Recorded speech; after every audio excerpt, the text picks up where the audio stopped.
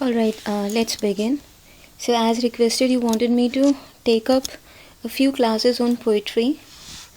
So, in today's class, I'll be covering Ted Hughes. 3 poems are there in your syllabus, so I'm going to. Yes. So, I'm going to talk about these 3 poems in today's session. Just give me a minute, please.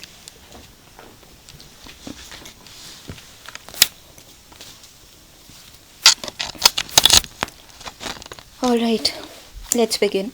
So, before you start studying poems of any poet, it is always a good idea to look at the life of that poet, and what was the circumstances he or she was born in, which poets had influenced on the poet in question, and what are some major works and themes in general in the poetry of that poet, right? Because when you know these things, it help you understand.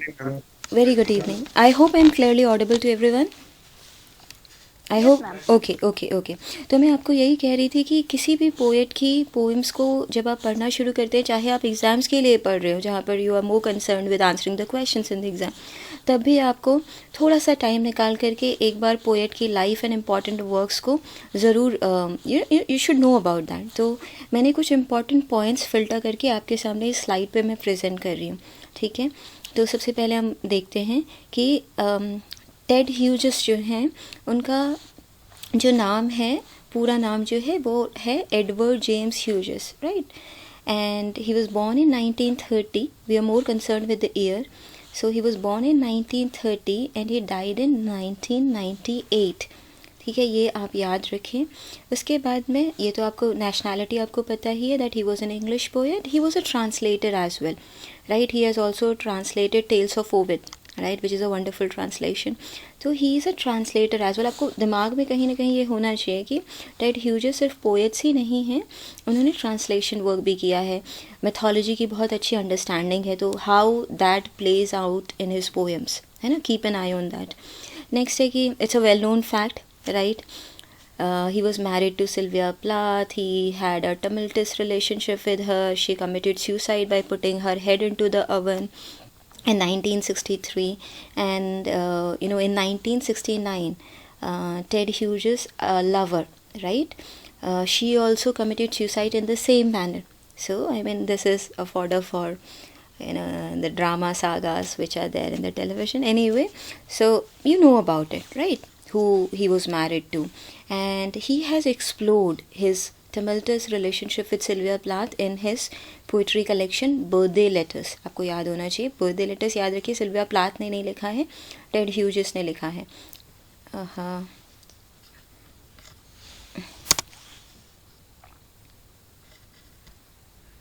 okay. Next is now this is again an important detail about his life, that he always loved hunting and fishing. And fishing, he loved fishing to the extent that he called it a religion itself, right? He thought of fishing as a religion itself, right? He attached that much importance with fishing, right? So he was always fascinated by the world of animals. That is why you find him writing extensively about animals.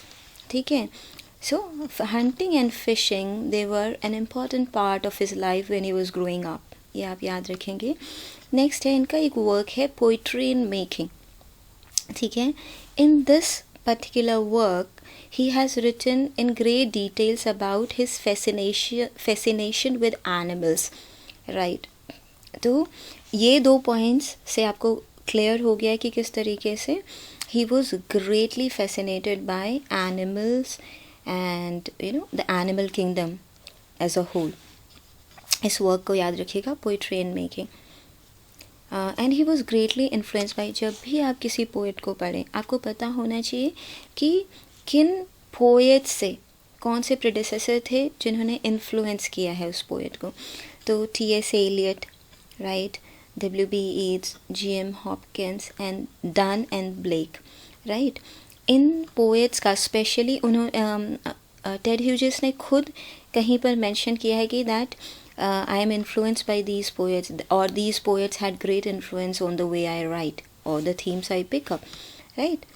उसमें से जो major हैं, इसमें से भी जो major हैं वो है Hopkins and Blake, right. Blake, he was greatly influenced by Blake and he was also the poet laureate. 1984 में he was appointed the poet laureate and he held this position until his death in 1998. Okay, 8 is a common factor here. देखो 8 यहाँ पर जब वो appointed हुए और 8 here also when he died. तो इतना सा भी अगर रहेगा ना आपकी मेमोरी को हॉन्ट करेगा. कभी कभी क्या होता है एग्जैक्ट डेट्स याद नहीं रहती हैं, तो थोड़ा एसोसिएशन से आपको याद रखना चाहिए, ठीक है. इन्होंने पब्लिश किया था Shakespeare and the goddess of complete being, right. इनका एक वर्क है Shakespeare and the goddess of complete being, ठीक है, जो कि ग्रेव्स का एक फेमस वर्क है, द वाइट गॉडेस, उससे इन्फ्लुएंस था.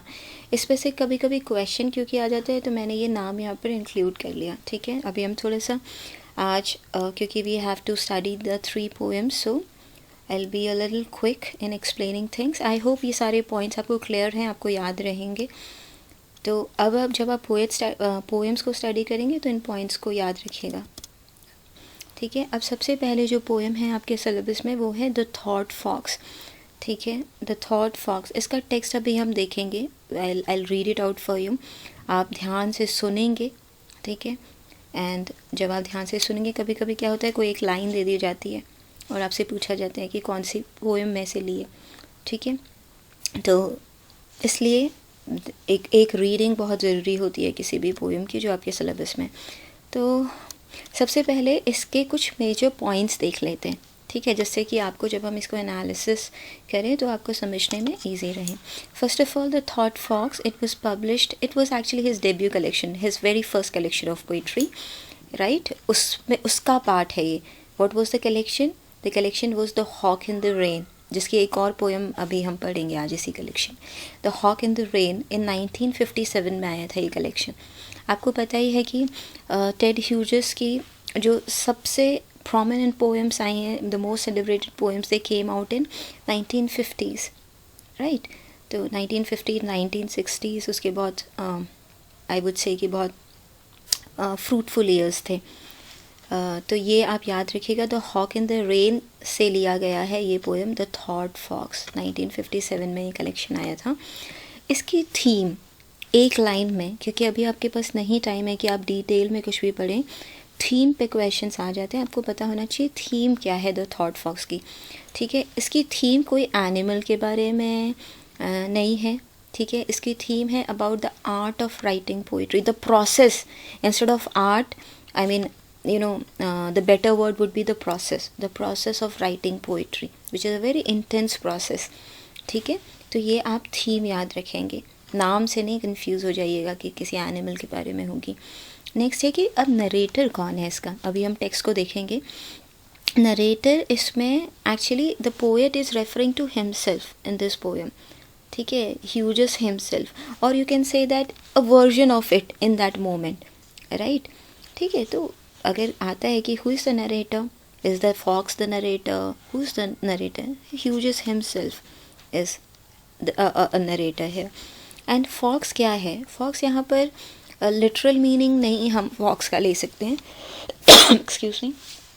Fox is metaphor for creative thought और poetic inspiration, right. So since this poem is all about the process of writing poetry, so the most important thing here is this fox, which is actually the metaphor for this the creative thought and how it comes out on the paper, and this is how the poetry gets written, right. So we will look at the text.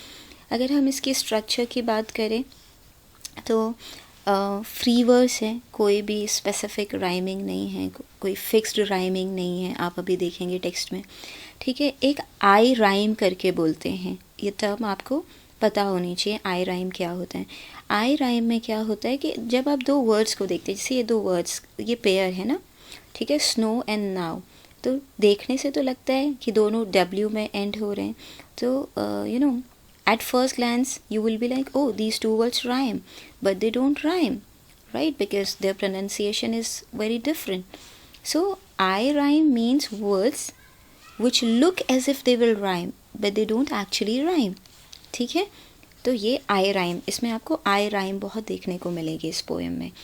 ठीक है, अब let's look at the text है. तो आपको क्या क्या पता चल गया? आपको पता चल गया कि कौन से कलेक्शंस में ये पोएम है, आपको ये पता चल गया कि कौन से ईयर में पब्लिश हुई थी. थीम अब आपको पता चल गया. आपको पता चल गया कि फॉक्स जो है वो किस चीज़ का मेटाफर है. यही मेजर चीज़ें आपको पता है. आपको स्ट्रक्चर पता चल गया कि कोई फिक्स्ड राइमिंग नहीं है और आई राइम यहाँ पर देखने को आपको मिलेगी. ठीक है, the text is right in front of you. ठीक है, I imagine this midnight moments forest. ठीक है, I imagine this midnight moments forest. GM Hopkins की एक पोएम है. ठीक है, उसी से मिलती जुलती सी ये ओपनिंग है. विंड ओवर करके है या कोई एक पोएम है जिससे मिलती जुलती है बिगिनिंग द थॉट फॉक्स. ये देखिए आपको इन्फ्लुएंस देखने को मिल रहा है. I imagine this midnight moments forest, something else is alive beside the clock's loneliness and this blank page where my fingers move. So क्या है, it's a cold winter night and the poet is sitting in his room, right? So I here is actually the poet himself. I've already explained this point to you. So the poet is sitting in a dark room on a winter night and there is a blank paper right in front of him on his desk and he is waiting for the poetic inspiration, right? सो ये पूरी 4 lines इसी चीज़ को describe कर रही हैं. ठीक है, किस तरीके का फीलिंग है उसके अंदर में, क्या इमोशंस है. Is feeling very lonely and is a bit restless. He is waiting for something to come to him and so that he can write. Through the window I see no star, something more near though deeper with darkness is entering the loneliness. So he looks out of the window and he sees he finds no star in the sky. यहाँ पर ना अब आप देखिएगा कि अगर आप इनकी पोएम्स को देखेंगे टेड ह्यूजेस की, तो आप देखेंगे कि जो पॉपुलर सिम्बल्स यूज़ किए गए हैं, ठीक है, ही abundance those symbols. The metaphors, the symbols that he picked, they are very peculiar, very strange in nature.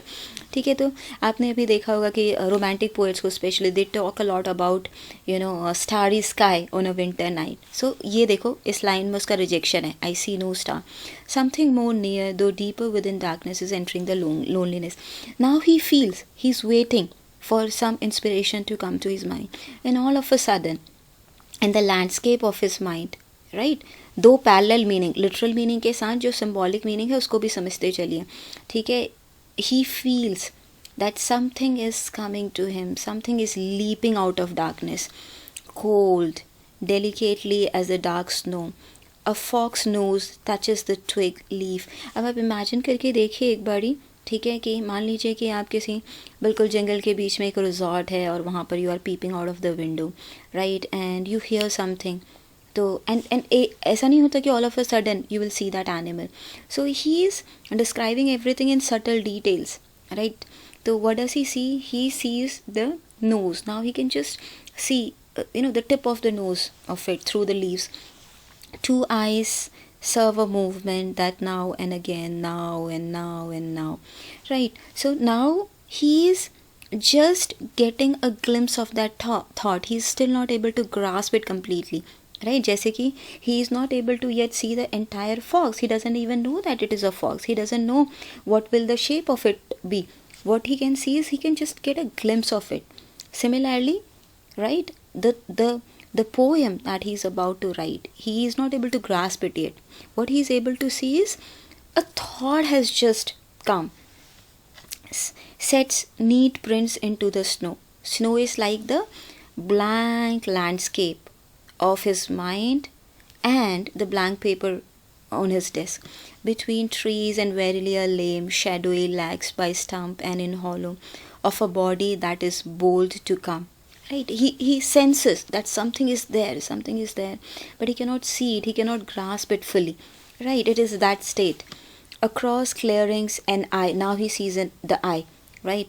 A widening, deepening greenness, brilliantly, concentratedly coming about its own business, right? As if it knows what it is supposed to do, and it is now coming out. It is, it's leaping out from that darkness with a lot of confidence. So in his mind, what is actually happening, the thought is becoming clearer and bolder now, right? So now he is able to see more details of it, till with a sudden sharp hot stink of fox it enters the dark hole of the head.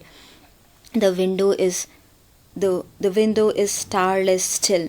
The clock ticks, the page is printed. So now this process takes place very gradually, and all of a sudden this entire fox leaps out. He feels as if the entire fox has leapt out into the darkness. And similarly in his mind, what has happened, now the full thought, the full inspiration has come, and he is able to grasp it.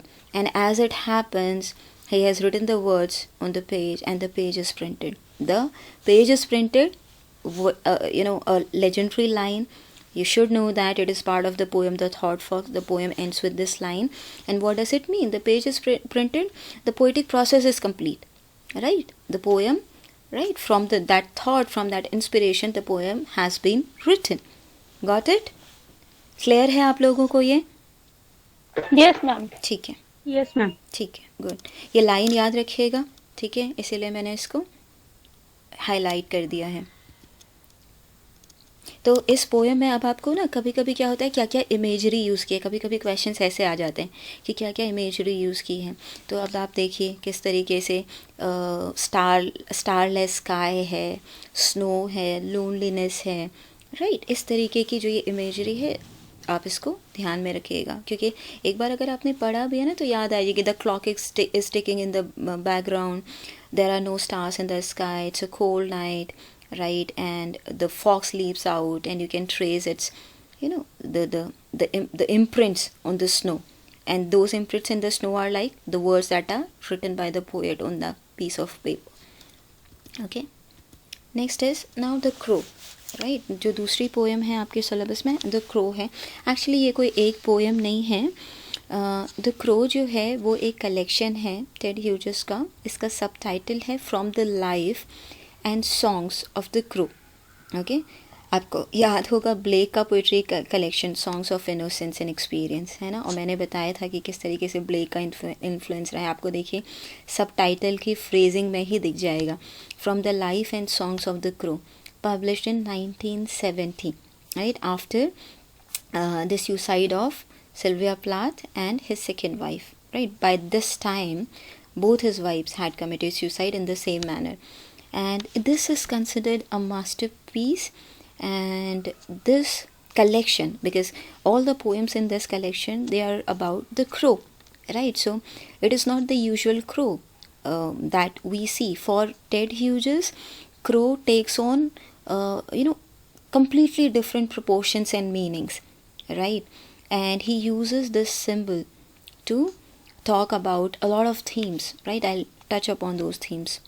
So this poem has some of the harshest, bleakest images ever put into poems. It has very bleak images, very dark, hopeless images. Okay, so the imagery of the crow poems is very important.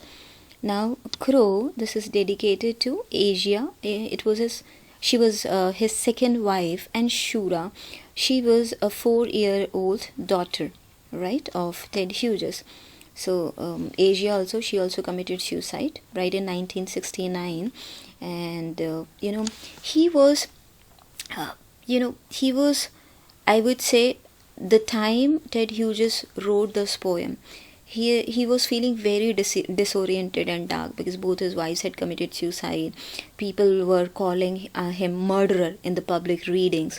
So he wrote it in that state of mind. Crow now here is not the animal, the ordinary animal that we see, right. It is, in fact, it becomes a symbol. It becomes a metaphor for the complexity of our own selves, right, and this absurd universe. I have not used I have written universe with a capital U, because here it symbolizes the entire creation, right, the entire existence. So it becomes a symbol for our torn, disturbed, restless selves, and the entire universe itself. Right, so in a way crow का symbol use करके Ted Hughes जो है अपनी एक complex psychological state को भी express कर रहे हैं. ठीक है, अगर हम पर्टिकुलर सेंस में बात करें और अगर हम जेनेरिक सेंस में बात करें, ठीक है, तो in a way he is it is a commentary on the futility of the entire universe, the entire existence. Okay, तो ये ध्यान रखिएगा कि किस चीज़ का सिंबल है क्रो. एंड कुछ इस कलेक्शन में कुछ पोएम्स जो हैं वो मैंने यहाँ पर मेंशन कर लिए हैं. Crow's fall, crow blacker than ever, crow theology, crow communion. Right, ये कुछ पोएम्स हैं, तो ये कोई एक पोएम नहीं है. ठीक है, तो ये कुछ पोएम्स याद रखिएगा. अगर आपसे क्वेश्चन आ जाता है कि इस कलेक्शन में, क्रो कलेक्शन जो है उसमें इनमें से कौन सी पोएम्स हैं, ठीक है, तो आपको ये पता होंगी तो आप राइट ऑप्शन ऑप्ट कर पाएंगे. He borrows heavily for this poetry collection. He borrows heavily from Christian mythology and trickster mythology. तो he borrows heavily from mythology. And इस क्रो के साथ में he experimented with style of writing, and he turned towards mythology, and you made use of those symbols, right, to express, to pose important questions related to existence. Now this poem, another important theme of this poem is, which is explored through the symbol of crow, is journey, crow's journey to find its purpose, but never truly finds it. So the crow, when he first he's created by the god, and then he sets out to find his creator. He tries to understand himself, his place in the existence, and finally his purpose in the existence, but he never truly finds it. So in that sense, आप इसमें देख सकते हैं कि how Ted Hughes is expressing his own journey through it, because he also set out to find it purpose, like all humans do, right? We set out to find our purpose, and at times we feel that whatever we have done is meaningless, right? So इस तरीके से भी ये भी एक important theme है crow poems की.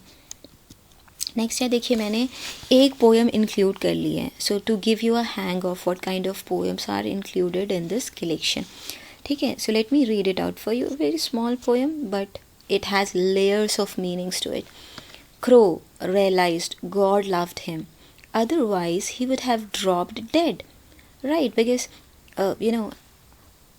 had God not loved him, right, he would have dropped dead. So that was proved. Crow reclined, marveling on his heartbeat, and he realized that God spoke crow. Just existing was his revelation.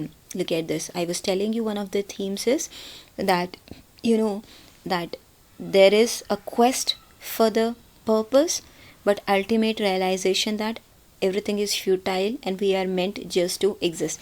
So this line clearly captures this. Just existing was his revelation. But what? Loved the stones and spoke stone. They seem to exist too. He says, then my existence is futile. That am I like stones? They also exist, right? And what spoke that strange silence after his clamor of cause faded? And what loved the short pellets that reveled from those strung up mummifying crows?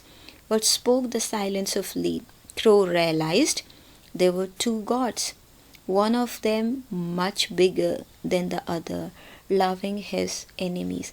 See, again another theme, that everything that we do, right, we may do anything, but then there is this greater force which is controlling everything, and we have no control over anything that happens to us. He's saying here, right, because when he wrote this collection, he felt that destiny had dealt him a very hard hand, right?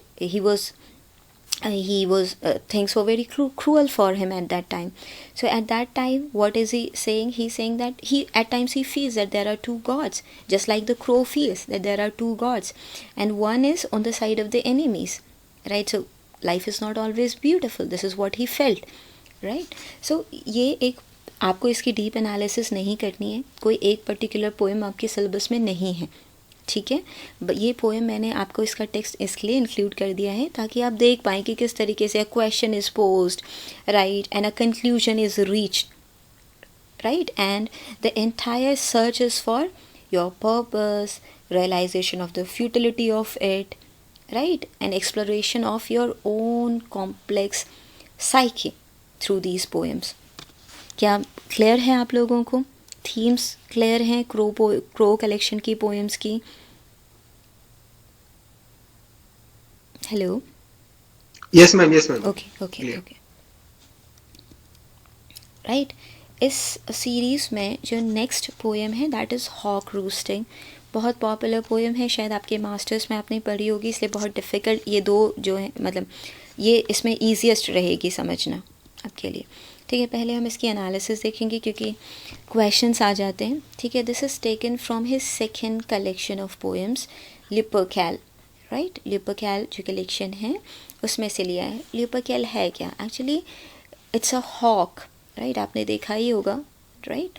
A hawk is given the power of speech and thought, right, allowing the reader to imagine what it's like to inhabit the instincts, attitudes and behavior of such a creature. So what happened is that through this poem, through this creature, right, who has this power to speech and thought, you are given, the readers are given a peep into the mind of an animal, right, and you get to see that how a hawk feels, how it feels to have power, right.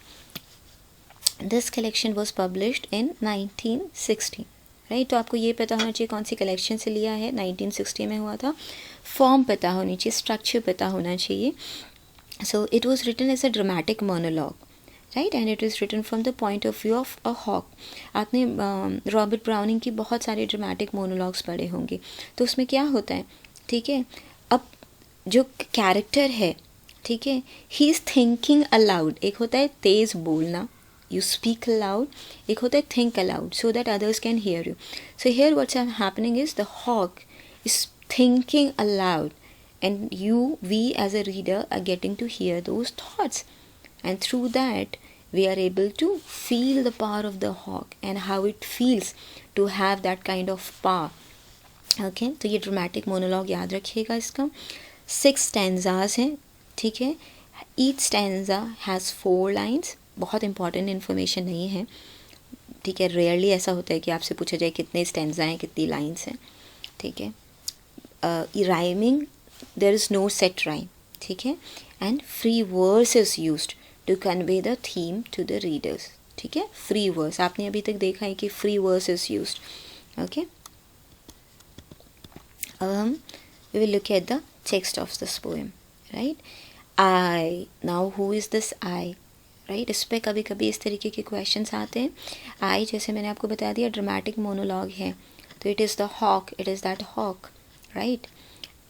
I sit in the top of the wood, my eyes closed, in action no falsifying dream between my hooked head and hooked feet, or in sleep rehearse perfect kills and eat. In this first stanza, you have image of a hawk which is perched on a tall tree, on a top branch of a very tall tree, and from there he can get a glimpse of the entire world below him, and he has no fears, right. So there he is sitting with his eyes closed because he has no fears, right. And he, in that meditative state, it is like his eyes are closed and he's thinking and he feels his power, and in that state he's rehearsing his maneuvers, how he will kill his predators, his prey, sorry, not the predator, his prey, okay. The convenience of the high trees, now he's marveling about that how beautiful it is to be perched on such high trees, the air's buoyancy and the sun's ray. He can feel the buoyant air and the warm rays of the sun on his body are of advantage to me, and the earth's face upward for my inspection. So he look at this phrase, earth's face upward for my inspection. So in these words he is he's he's expressing how powerful he is, that the entire earth is for him to inspect, as if the earth has turned its face upward for him to inspect it, right? My feet are locked upon the rough bark. It took the whole of creation to produce my foot, my each feather. Now I hold creation in my foot. A very important line. लिख लीजिए आप. Now I hold creation in my foot. Right तो आपने देखा है कि बहुत सारी पोएम्स लिखी गई हैं एनिमल्स पे. टाइगर आपने पढ़ी है ब्लेक की, ठीक है. तो इसमें से now I hold creation in my foot, this appears in Ted Hughes hawk roosting. Right, the hawk proclaims that he holds the entire creation in his foot. He is aware of his power. He is aware of how majestically he is made. Or fly up and revolve it all slowly. I kill where I please because it is all mine. See, he proclaims, he says that everything is mine. I kill as I please. There is no sophistry in my body. My manners are tearing off heads. I am not sophisticated. I don't kill gently. I tear off heads. Right? The allotment of death. For the one path of my flight is direct through the bones of the living. Now he's boasting. I would not say boast. The tone is that of arrogance, right? The tone is that of I know how powerful I am, but it is, the honest confession of how powerful I am, right? The allotment of that, for the one path of my flight is direct through the bones of the living. No argument assert my right. He says that, I have the right to kill a prey and, just glide through the flesh of my prey and eat it, right? The sun is behind me. Nothing has changed since I began, means since I was created. My eyes has permitted no change. I am going to keep things like this.